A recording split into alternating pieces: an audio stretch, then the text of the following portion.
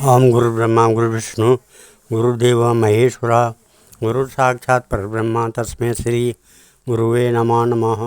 आदौ देवकी देवगर्भजननं गोपीगिरिवर्धनं मायापूतन जीवतापहरणं गोवर्धनोद्धारणं कंसच्छेदन कौरवादिहननं कुन्तीसुतापालनम् एतत् श्रीमद्भागवतं पुराणकथितं श्रीकृष्णलीलामृतम् ओं निगमकल्पतरोर्गलितं फलं सुखमुखाद्रवमृतसंयुतं पिबत भागवतं रसमालया मुहुरहो रसिका भूय भावुका। और नमः भगवान श्री कृष्ण चंद्र नारायण जी के चरण कमलों में नतमस्तक होकर के गुरु जी व्यास जी के चरण कमलों में नतमस्तक होकर के हम ये श्रीमद् भागवत महापुराण पंचम स्कंद के अध्याय 3 को पढ़ रहे हैं, जो इस प्रकार है, जो जिसमें राजा नाभि का चरित्र का वर्णन है। श्री शुकवाच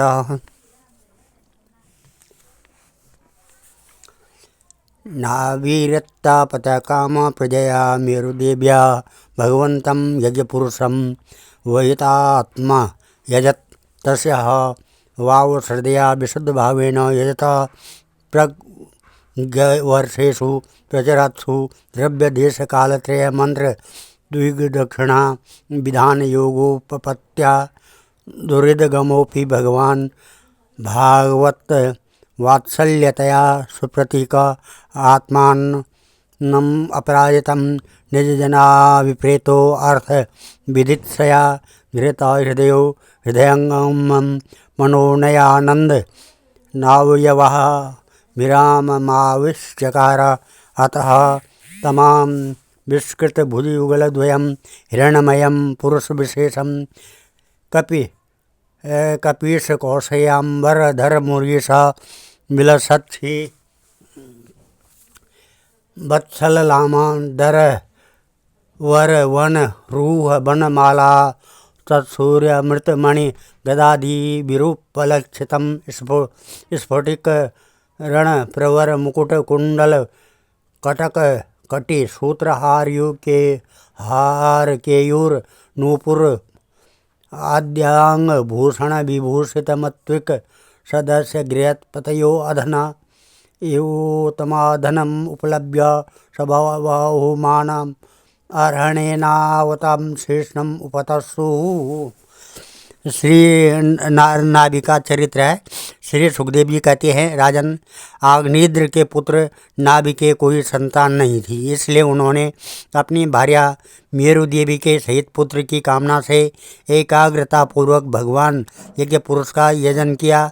यद्यपि सुंदर अंगों वाले श्री भगवान द्रव्य देश काल मंत्र ऋतु दक्षिणा और विधि इन यज्ञ के साधनों से सहज में नहीं मिलती, तथापि वे भक्तों पर तो कृपा करते ही हैं। इसलिए जब महाराज नाभि ने श्रद्धापूर्वक विशुद्ध भाव से उनकी आराधना की, तब उनका चित्त अपने भक्त का अभिष्ट कार्य करने के लिए उत्सुक हो गया। यद्यपि उनका स्वरूप सर्वथा स्वतंत्र है, तथापि उन्होंने प्रवर्ग्य कर्म का अनुष्ठान होते समय उसे मन और नयनों को आनंद देने वाले अवयवों से युक्त अति सुंदर हृदय आकर्षक मूर्ति के प्रकट किया। उनके श्री अंग में रेशमी पीताम्बर था, वक्षस्थल पर सुमनोहर श्रीवत्स चिन्ह सुशोभित था, भुजाओं में शंख चक्र गदा पद्म तथा गले में बनमाला और कौस्तुभ मणि की शोभा थी।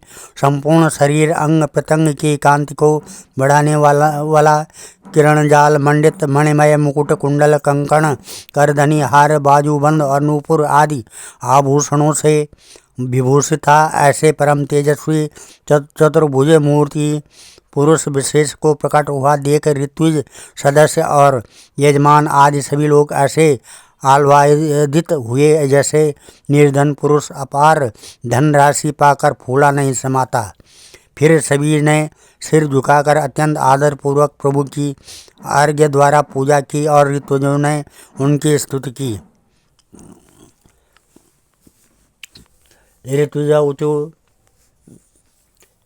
अर्हस मुहुरहत मारणम अस्माकं अनुपधानं नमो नमो इत्येता वत्सादो उपशिक्षितं कोर्हति पुमान प्रकृतिगुण व्यतिकरमति नीचा ईश्वरस्य परस्य प्रकृति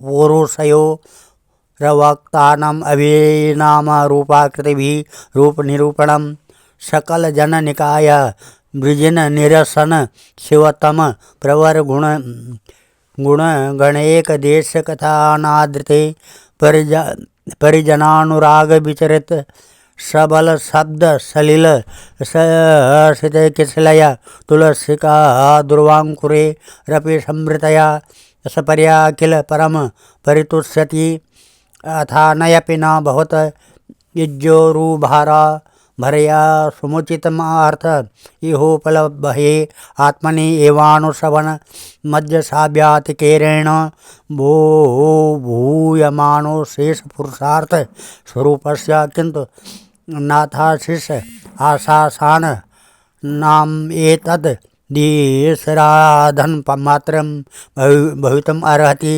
तद्यथा बलिशानं स्वयमात्मानं श्रेयः परम विदुषं परम पुरुष प्रकर्षय करुणया स्वमहिमानं च पवर्गाख्यम् उपकल्पयिष्यत् स्वयं नापचित एवेतर वदेहोपलक्षिता कथायम् एव वरो हारतम यर्हि बर्हिषि राजर्षि वर्षयो भवन्निज पुरुषे क्षण विषय आसीत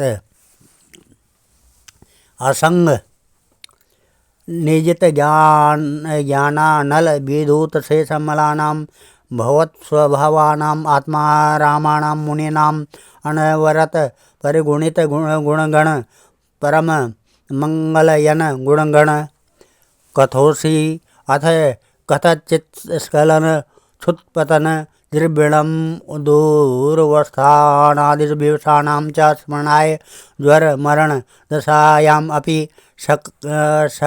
सकल कल्मष निरसने तव गुण कृत नामधेयानि वचन गोचराणि भवन्तु किंचाय राजर्षि परत्यकामा प्रजां भवादृशि आशासानम् ईश्वरम् आशिषं स्वर्गापवर्ग योरपि भवन्तम् उपधावति प्रजायाम् अर्थप्रत्ययो धन दमिवाधनं फलीकरणं को वा इहं ते पराजितो अपराजितया माया यानवश्रितपदव्यानां वृतमति विषय विषरयानं वृतप्रकृति रणपाशितमच्चरणं यदो हवाता तव पुनरद्भ्रकर्तैः समाहूतस्तत्रार्थधियां मंदानां नस्तद्यदेव हेलनं देव एवार्हस्य सामेन सर्वानां प्रतिऊढमा विदुषामः।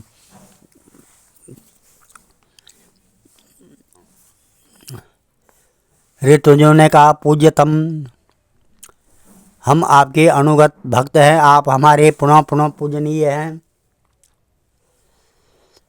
किंतु हम आपकी पूजा करना क्या जाने। हम तो बार बार आपको नमस्कार करते हैं, इतना ही हमें महापुरुषों ने सिखाया है। हम प्रकृति और पुरुष से भी परे हैं, फिर प्राकृतिक गुणों के कार्यभूत इस प्रपंच में बुद्धि फंस जाने के कारण गुणगान में सर्वथा असमर्थ ऐसा कौन पुरुष है जो प्राकृतिक नाम रूप एवं अप्राकृतिक के द्वारा आपके स्वरूप का निरूपण कर सके। आप साक्षात परमेश्वर हैं। आपके परम मंगलमय गुण संपूर्ण जनता के दुखों का दमन करने वाले हैं। यदि कोई उन्हें वर्णन करने का साहस भी करेगा तो केवल उनके एक देश का ही वर्णन कर सकेगा। किंतु प्रभु, यदि आपके भक्त प्रेम गदगद वाणी से स्तुति करते हुए सामान्य जल, विशुद्ध पल्लव, तुलसी और दूब के अंकुर आदि सामग्री से ही आपकी पूजा करते हैं तो भी आप सब प्रकार से संतुष्ट हो जाते हैं। हमें तो अनुराग के सिवा इस द्रव्य कालादि अनेकों अंगों वाले यज्ञ से भी आपका कोई प्रयोजन नहीं दिखलाई देता, क्योंकि आपसे स्वतः ही क्षण क्षण में जो संपूर्ण पुरुषार्थों का फलस्वरूप परमानंद स्वभावता ही निरंतर प्रादुर्भूत होता है रहता है। आप साक्षात उसके स्वरूप ही हैं। इस प्रकार यद्यपि आपको इन यज्ञ आदि से कोई प्रयोजन नहीं है, तथापि अनेक प्रकार की कामनाओं की सिद्धि चाहने वाले हम लोगों के लिए तो मनोरथ सिद्धि का पर्याप्त साधन यही होना चाहिए। आप ब्रह्मादि परम पुरुषों की अपेक्षा भी परम श्रेष्ठ हैं। हम तो यह भी नहीं जानते कि हमारा परम कल्याण किस में है, और न हमसे आपकी यथोचित पूजा ही बनी है। तथापि जिस प्रकार तत्वज्ञ पुरुष बिना बुलाए भी केवल करुणावश अज्ञानी पुरुषों के पास से चले जाते हैं, उसी प्रकार आप भी हमें मोक्ष संज्ञक अपना परम पद और हमारी अभिष्ट वस्तुएं प्रदान करने के लिए अन्य साधारण यज्ञ दर्शकों के समान यहाँ प्रकट हुए हैं। पूज्यतम, हमें सबसे बड़ा वर तो आपने यही दे दिया कि ब्रह्मादि समस्त वरदायकों में श्रेष्ठ होकर भी आप राजर्षि नाभि की इस यज्ञशाला में साक्षात हमारे नेत्रों के सामने प्रकट हो गए। अब हम और वर क्या मांगे। प्रभु, आपके गुणगणों का गान परम मंगलमय है। जिन्होंने वैराग्य से प्रज्वलित हुई यज्ञ ज्ञानाग्नि के द्वारा अपने अंतःकरण के राग द्वेष आदि संपूर्ण मलों को जला डाला है, अतएव जिनका स्वभाव आपके ही समान शांत है, वे आत्माराम मुनिगण भी निरंतर आपके गुणों का गान ही किया करते हैं। अतः हम आपसे यही वर मांगते हैं कि गिरने, ठोकर खाने, छींकने अथवा जम्बाई लेने और संकट आदि के समय एवं ज्वर आदि और मरण आदि की अवस्थाओं में आपका स्मरण न हो सकने पर भी किसी प्रकार आपके सकल कलिमल विनाशक भक्त वत्सल दीनबंधु और गुण द्योतक नामों का हम उच्चारण कर सकें। जिसके सिवा कहने योग्य न होने पर भी एक प्रार्थना और है। आप साक्षात परमेश्वर हैं। स्वर्ग अपवर्ग आदि ऐसी कोई वस्तु नहीं है जिसे आप न दे सकें। तथापि जैसे कोई कंगाल किसी धन लुटाने वाले परम उदार पुरुष के पास पहुंचकर भी उससे भूसा ये मांगे, उसी प्रकार हमारे यजमान ये राजर्षि नाभि संतान को ही परम पुरुषार्थ मानकर आपके ही समान पुत्र पाने के लिए आपकी आराधना कर रहे हैं। यह कोई आश्चर्य की बात नहीं है। आपकी माया का पार कोई नहीं पा सकता है और न वह किसी के बस में ही आ सकती है। जिन लोगों ने महापुरुषों के चरणों का आश्रय नहीं लिया, उनमें ऐसा कौन है जो उसके वश में नहीं होता। उसकी बुद्धि पर उसका पर्दा नहीं पड़ जाता है और विषय रूप विश्व का वेग उसके स्वभाव को दूषित नहीं कर देता है। देव आप भक्तों के बड़े बड़े काम कर देते हैं। हम मंद मति योनि ने कामवश इस तुच्छ कार्य के लिए आपका आह्वान किया है। यह आपका अनादर ही है, किंतु आप समदर्शी हैं, अतः हम अज्ञानियों की इस दृष्टता को आप क्षमा करें। श्री सुखदेव जी कहते हैं, यदि निगदेनानां विष्णु यमानो भगवान निमेषयो भो वर्ष धराभिवादिताभिवंदित चरण सदय मिद महा। श्री सुखदेव जी कहते हैं, राजन, वर्षाधिपति नाभि के पूज्य ऋतुजों ने प्रभु के चरणों की वंदना करके जब पूर्वोक्त स्तोत्र से स्तुति की, तब देवश्रेष्ठ श्री हरि ने करुणावश इस प्रकार कहा। श्री भगवान ने कहा, अहो वाताह मृषयो भवद्भिरवित घीर वर मसुल धम व्याचितो यदमुष्यात्मजो मया सदृशो भूयादिति ममाहमेवाभिरूप कैवल्यादथापि ब्रह्मवादो नाम सा भवितुम अर्हति ममेव हि मुखम यद द्विजदेवकुलं तत् आग्नेयेयश्च कलयवतारिष्यात्मना तुल्य अनुपलभ्यमानम्। ऋषियों बड़े असमंजस की बात है। आप सब सत्यवादी महात्मा हैं। आपने मुझसे यह बड़ा दुर्लभ वर मांगा है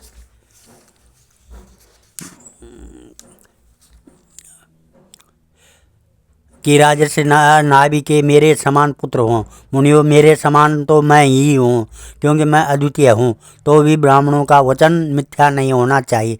द्विज कुल मेरा ही तो मुख है, इसलिए मैं स्वयं ही अपनी अंश कला से अग्निद्र नंदन नाभि के यहाँ अवतार लूँगा, क्योंकि अपने समान मुझे कोई और दिखाई नहीं देता है।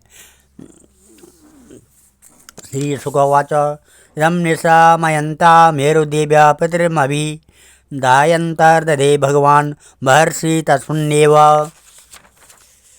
विष्णुदत्त भगवान् परमर्षि भी प्रसादितो नाभि प्रिय चिकीर्षया तदवरोधायने मेरुदेव्या धर्मा आनन्दर्शयितु कामा वातर्षणानां श्रमणां ऋषीणाम् ऊर्ध्व मंदिरम शुक्लया तनुवावतारा।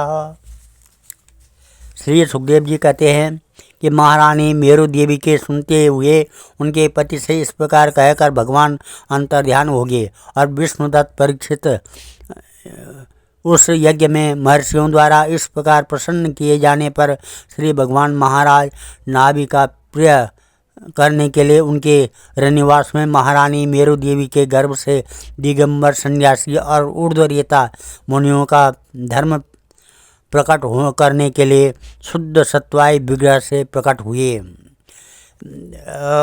आज हम इस कथा को यहीं पर विराम देते हैं और इस अध्याय को यहाँ पर समाप्त करके कल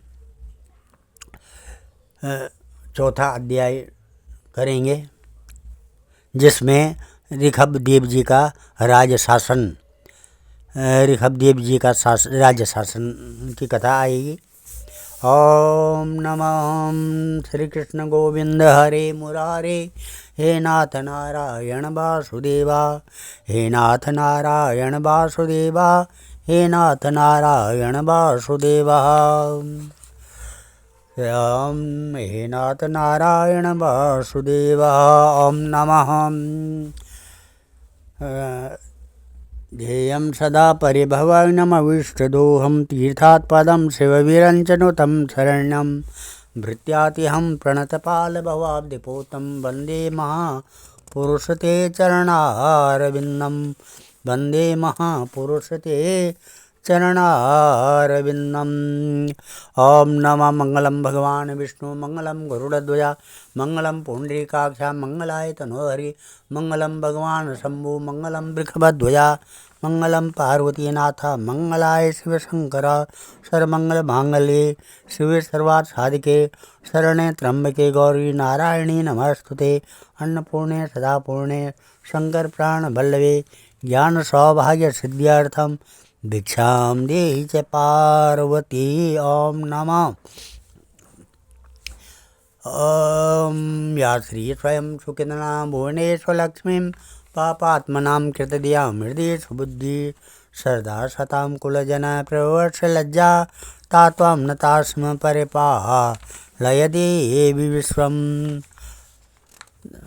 तात्वं नतास्म परिपालयदेवि विश्वम्। ओम नमः सर्वे भवन्तु सुखिनः सर्वे सन्तु निरामया सर्वे भद्राणि पश्यन्तु मा कश्चित् दुःखभाग् भवेत्। धन्यवाद।